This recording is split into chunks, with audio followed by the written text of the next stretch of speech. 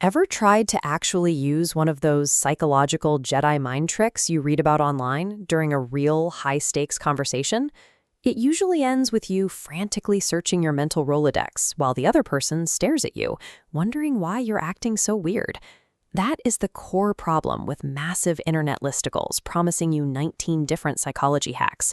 They throw a pile of random tricks at you without any underlying system.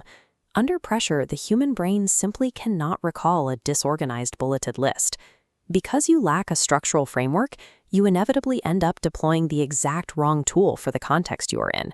For example, trying to use an intense, silent stare-down, a tactic meant to rattle a hostile negotiator, to win a casual disagreement with your romantic partner. Misapplied tactics erode your standing with others and deplete long-term trust. Once someone realizes you're performing a rehearsed routine on them, the rapport vanishes. To safely utilize behavioral leverage, you need a system. We call it the scenario match framework. This chart divides friction into two categories: internal friction, the resistance you fight against yourself, and external friction, the resistance encountered with others. From these points, we map three actionable domains: self-regulation, collaborative influence, and defensive conflict. By abandoning the grab bag approach and sorting your tactics into this context-based toolkit, you turn manipulative parlor tricks into a reliable, daily strategy. Let's start with the first domain, internal friction. These are the tactics designed specifically to manage your own anxiety and memory loops. If you constantly worry about whether you locked the front door or turned off the iron, start saying a completely absurd phrase right as you do the action. Think green rabbit or oppressive crab. Routine actions happen on mental autopilot, making them instantly forgettable. Saying something bizarre breaks that loop and forces your brain to log a unique, easily retrievable episodic memory. For anxiety, consider it a physical prop tactic. When you have to speak in public, always bring a bottle or glass of water to the podium. It acts as a physiological cure for the nervous dry mouth that hits when adrenaline spikes. But taking a slow sip also provides a socially acceptable excuse to pause, catch your breath, and remember a section of the speech that slipped your mind. Then there is the placebo sleep trick. A study published in the Journal of Experimental Psychology found that if you genuinely convince yourself you had a good night's rest, even if you tossed and turned, your brain actually functions better the next day. The trade-off here is straightforward. It requires a high degree of self-delusion, and no psychological trick can biologically replace a compounding multi-day sleep debt. Self-regulation tools offer the highest return on investment of any category. They solve immediate, practical problems, and if they completely fail, you carry absolutely zero social risk.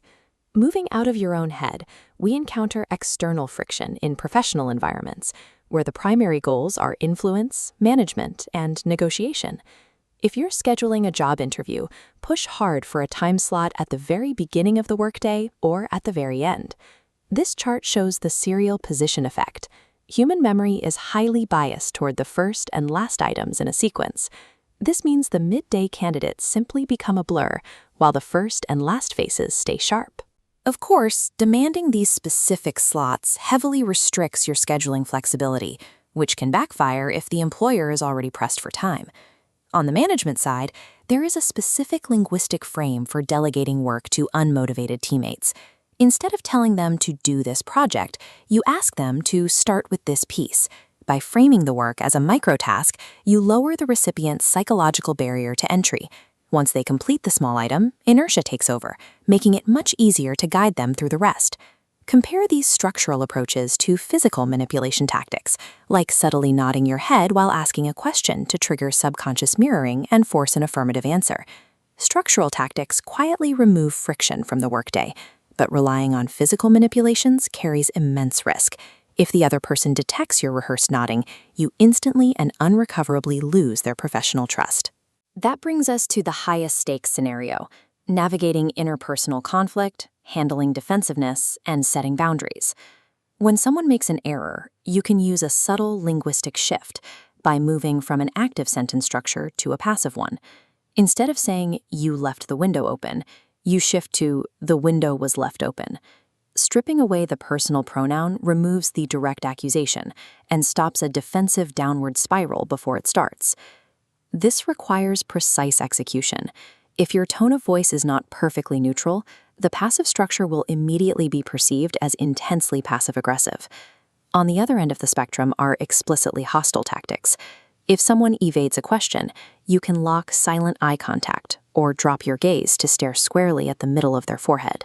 The goal is to generate such intense social discomfort that the person feels scrutinized, forcing them to keep talking, give up details, or tell the truth just to fill the silence.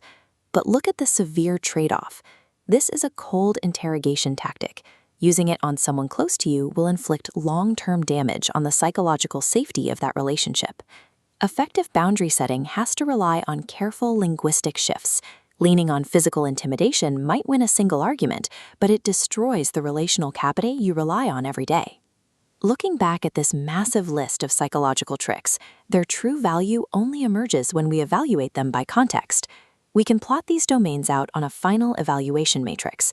The horizontal axis measures focus, moving from self to others. The vertical axis tracks the approach, from collaborative down to combative.